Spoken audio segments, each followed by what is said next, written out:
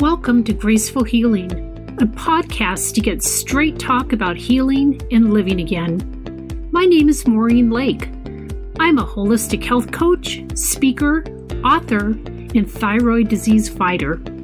Each week, I'll be bringing you graceful conversations to inspire you to seek new ways to hit the reset button to catapult your health and vitality to new levels. Listen in and open your heart to all the new possibilities. Are you ready? Let's do this.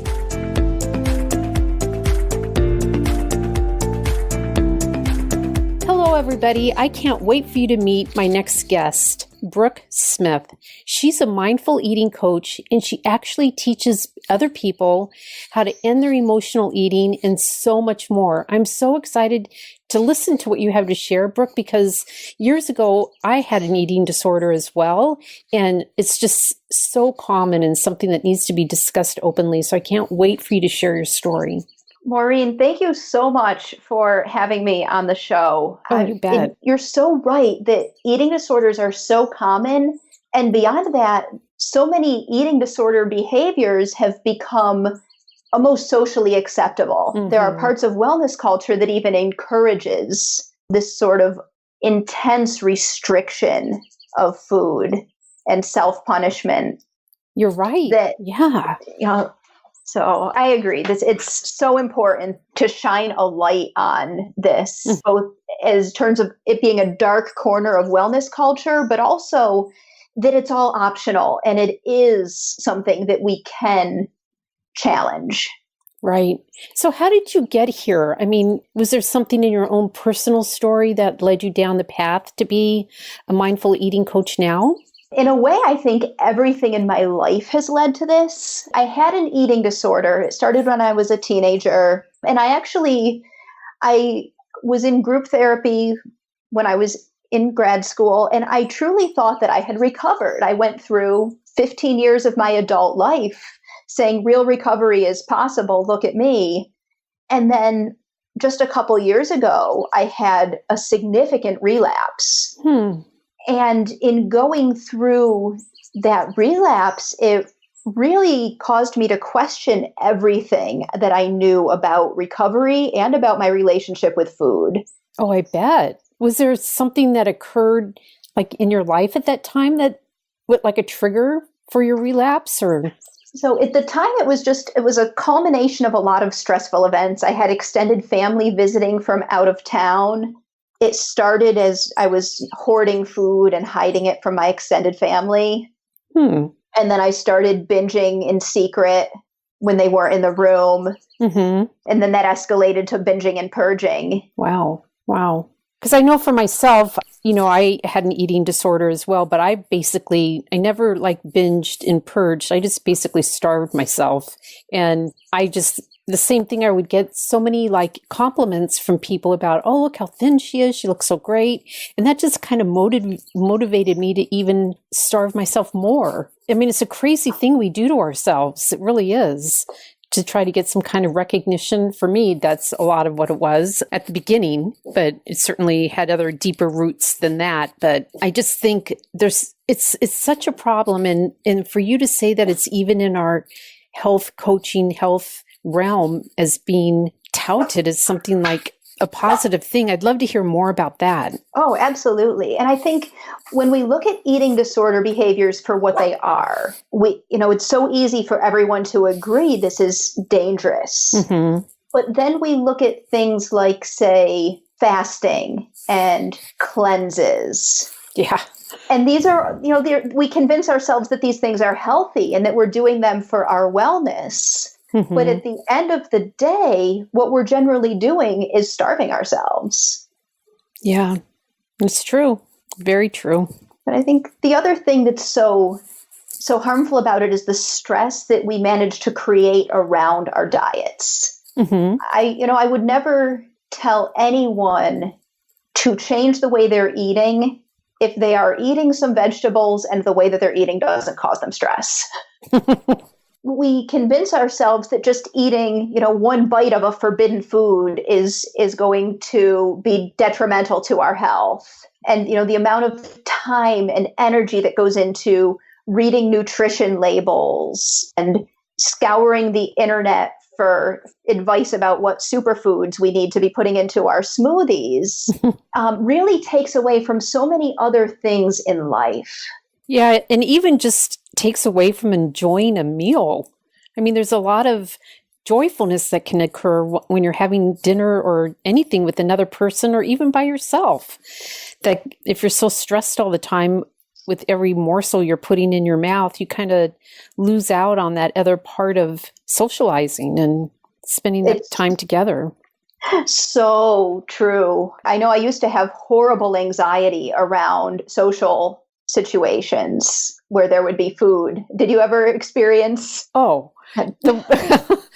one of the things I was a master at was rearranging the food on my plate so that it looked like I was eating, but I really was barely eating. And yeah, the anxiety around people just like watching me eat was huge. It really was.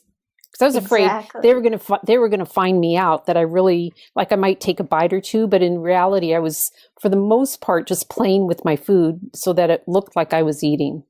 Exactly. That I would always worried that that they would worry about me if I didn't eat enough. But if they saw me eating the wrong things or too much, that they would judge me.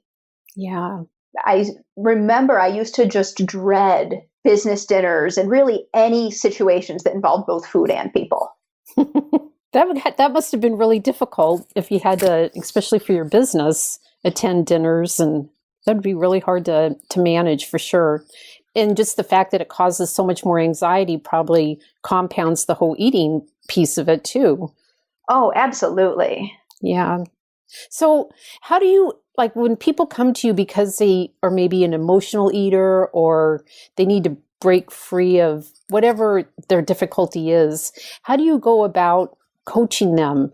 I mean, I know you're a mindful eating coach, but do you talk a lot about mindfulness and other avenues? I do. I'd love to hear about that. I advise all of my clients to start by practicing mindfulness in other areas of their lives, because food issues are so big and scary feeling that to just wake up one morning and start eating mindfully can feel very overwhelming. Mm-hmm. But to wake up and start meditating for 3 minutes a day, and to start practicing mindfulness while brushing our teeth or while walking around, all of that is so much more approachable, and it trains the brain in the same way, so that then when we're ready to start turning our attention towards being fully present while eating, we've already been practicing mindfulness in other less scary areas first. Oh, that makes so much sense. So when you're talking about mindfulness, say like mindfulness while you're brushing your teeth, talk about that a little bit more, about what you coach people how to do that, how you coach them. So the first thing is no distractions, no music, no podcasts, no talking to your spouse. Mm-hmm. And then notice every sensation and every action of it. Notice how it feels to pick up the tube of toothpaste, to feel the cap in your fingers as you unscrew the cap, to put the toothpaste on the brush. And then as you're brushing your teeth, noticing how the toothbrush feels in your mouth. Mm-hmm. Noticing the interaction between those motions that you're making with your hand to brush your teeth and the way that it feels on your gums and on your teeth.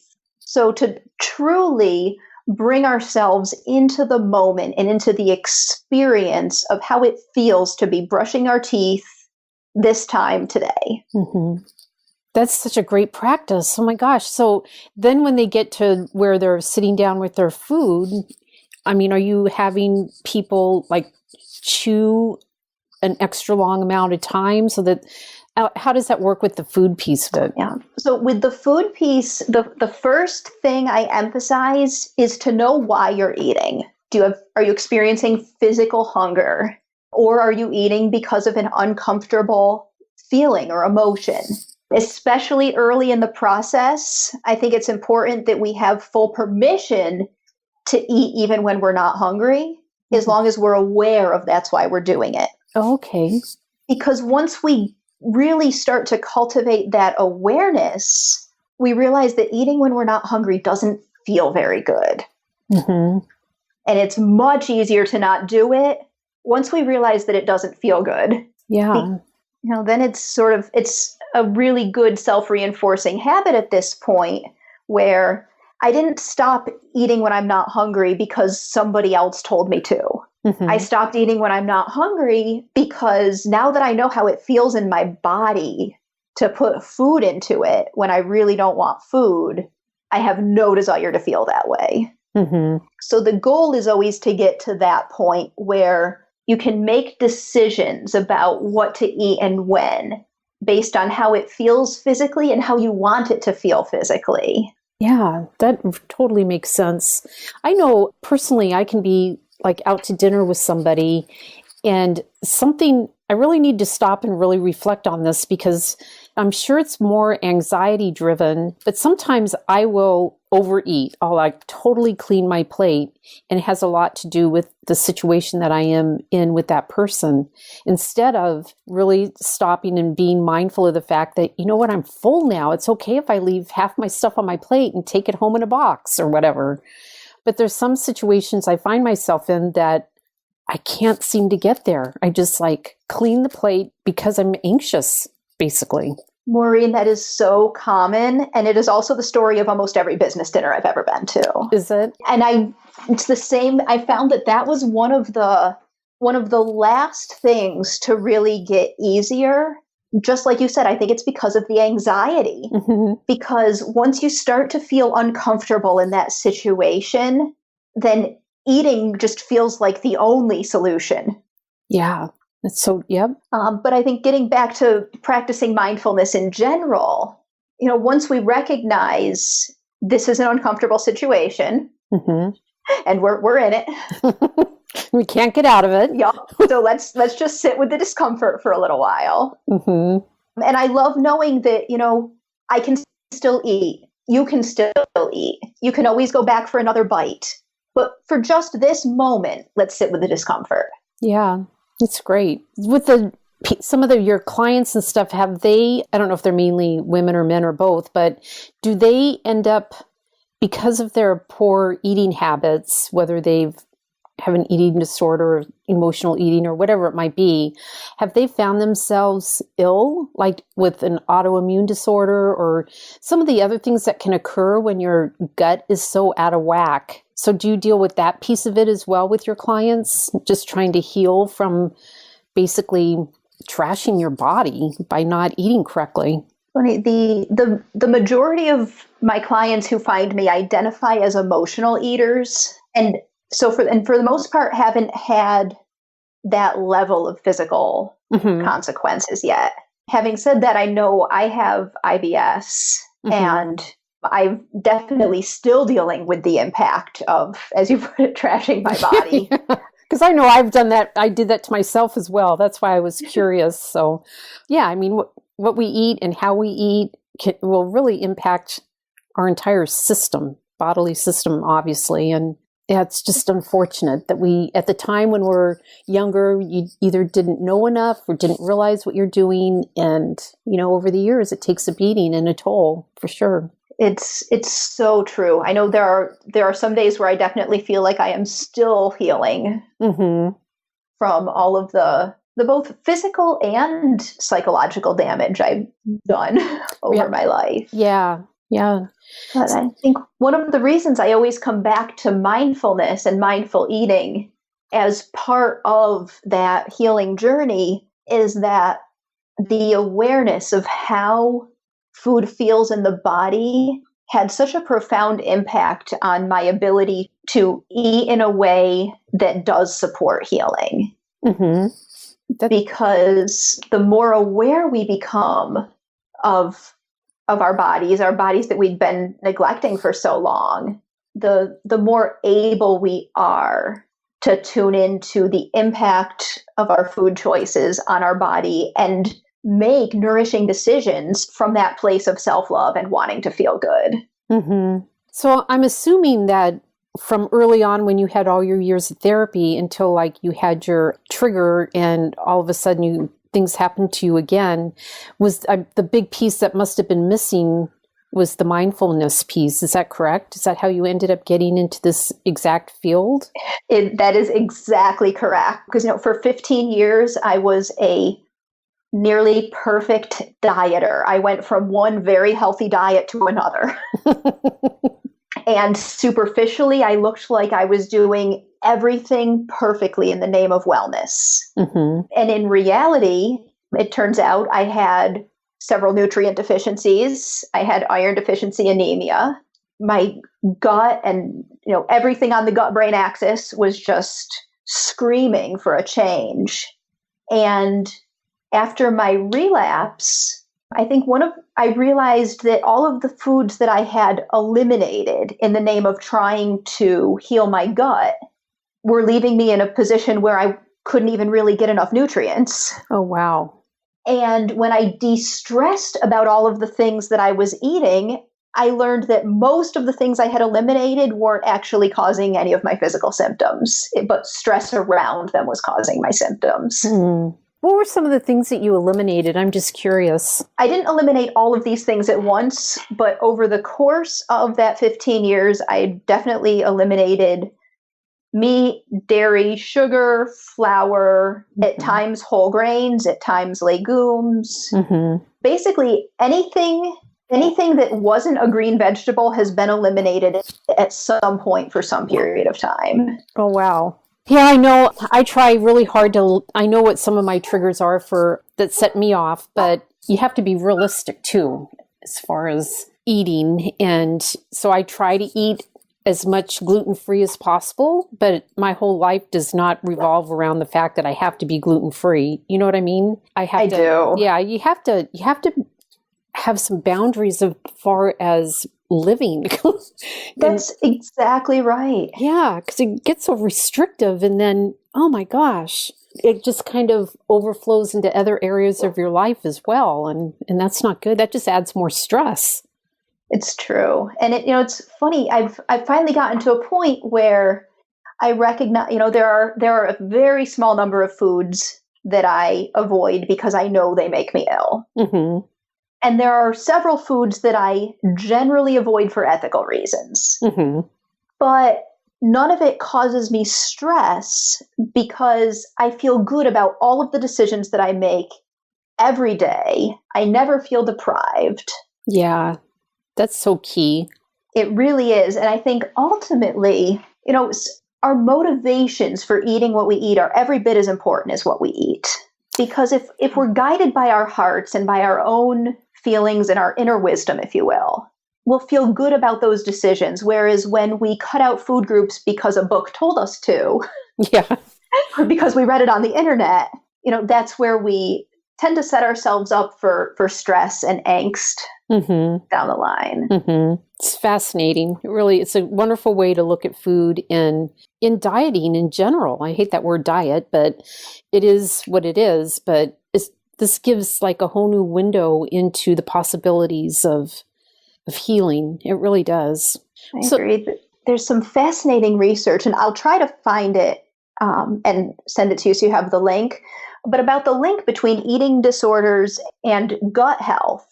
But the crux of it is that a lot of food intolerances are caused more by stress than by a physical intolerance. And that if you can reintroduce the food in the absence of stress, people in some cases don't react. And I think that's so interesting. I do too. Oh, I'd love to read some of that research. That'd be great. So what are some of the key lessons you learned along the way that helped shape your mindset? Because obviously that had to change for you in order to get to where you are today. Were there any lessons you learned along the way, or? So I think the biggest lesson I learned along the way was that stress can be so much worse for my health than anything on my forbidden food list. Mm-hmm. And that stress is something that I can control. Boy, it's the $1 million question. To control stress would be, that's not easy to do. Yeah. But we all have the power to manage our thoughts, to manage our reactions, to shape the world that we live in our minds. Mm-hmm. We can't control a lot of the things around us, but we do have the power. We have these great big human brains. Yep. And we have the power to train our minds to respond to our environments in the healthiest way possible. So, I mean, you mentioned meditation. Is there anything else that you do to help with your mindfulness practice or eliminating stress? So I think, mindfulness and yoga are the two that everyone is going to say because they're awesome. Mm-hmm. But honestly, the other is life coaching. I have become a huge fan of the practice and discipline of talking with a life coach, because sometimes you just need someone else to tell you when all of your pain is self-inflicted. That's true. When you're caught up in your own head. Uh-huh. And my experience with it has been that, if you talk to a friend, your friend's job is usually to empathize with you Mm-hmm. and to tell you all of the ways that you're right and all of the circumstances around you are mean and unfair. Mm-hmm. And when you talk with a coach, they don't empathize with you. They help you to figure out how, by changing your thoughts and your behaviors, you can feel better within the constraints of whatever's happening around you, and how you can impact change to your environment. That's so true. So true. So I'm assuming, along with your mindful eating coaching, that you're also a life coach? I am. Yeah. I added life coaching to my toolkit earlier this year because it had such a profound impact on my personal recovery. Mm-hmm. Yeah, I bet. That's wonderful that your clients get all of that, and it's just like a complete package. So how can people find you? Like, they're listening to you now and they're like, oh gosh, I really want to get some more information. How can people find you? So my website is newmindfuleating.com. Okay. And I'll make sure I have that in the show notes too. Thank you. Link for that. Yeah, there's lots of options to engage from my website. You can book a call. I have a quiz, How Close Are You to Food Freedom, to get an idea for wherever you are now, what your personalized next steps would be to move one step closer from making peace with food and letting go of all the stress around it. Yes, and I'll have a link to that quiz as well, which will be awesome for the listeners to take. So thank you for that. Oh, it's my pleasure. I really enjoyed putting that together because it allowed me to journey through a lot of the different places that I have visited in my relationship with food. Oh, I bet. That's what's so impactful and meaningful about so many of the people I interview, and you including, is the fact that you've lived it. So it's not like you're just coaching from a book. I mean, you have lived this almost your entire life and know what it's like, you know what it feels like, know the struggle, know the relapse, just all that. And that's the kind of person I know I would want to be coached by. And I just think it's amazing that that's what you're doing with your career. Thank you so much. It's so fulfilling to know that anyone that I can touch and anyone that I can help to release the stress of dieting and disordered eating is someone that can now go out and do all of the things that they always wanted to do. Mm-hmm. Wow, what greater gift is that? Seriously. So I always end each interview with just this one question. So now it's your turn to answer it.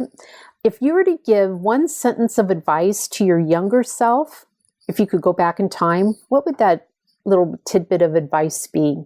All of the effort that you are trying to put into being thin and perfect right now isn't going to get you where you want to go in life. Mm-hmm. That's so true. Yeah, if we only knew that when we were younger. I know. I mean, think about all of the effort we could have put into school. Yeah. And, meaningful relationships, mm-hmm. and building our careers and, making a change in the world. Exactly. Was there anything else you want to share with the listeners before we go, or? I think we've covered everything. You asked really good questions. Thank you. Oh, you're welcome. This is fascinating. I can't wait to take your quiz. I'm going to absolutely do that. And I'm curious to see kind of like how I come out on that. And I hope, as being a health coach myself, I hope that I've learned along the way of not doing too many of those crazy things that get touted out there, like the cleanses and the fasting and all that kind of stuff. I know better than that, but a lot of people don't. So I'm curious to see how I come out in your quiz, because I talk the good talk, but I'm going to be perfectly honest when I take it and just see. I'm looking forward to hearing from you how you turned out. Yeah. Well, thank you so much. This has been fascinating. Thank you, Maureen. This was a pleasure. I'll talk to you later. Take care. Okay, bye. Oh, thank you so much for joining me today.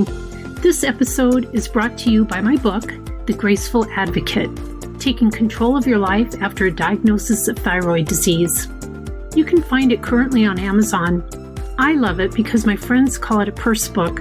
They keep it with them when they go to the pharmacy, grocery store, or even to the doctor's office. It's a great little guide to keep you on track and informed. I can't wait for next week when I get to see you back on the pod. Thank you for listening. I really do appreciate you so much. If you ever need someone to chat with about your healing journey, don't ever hesitate to reach out to me through my website at maureenlake.com.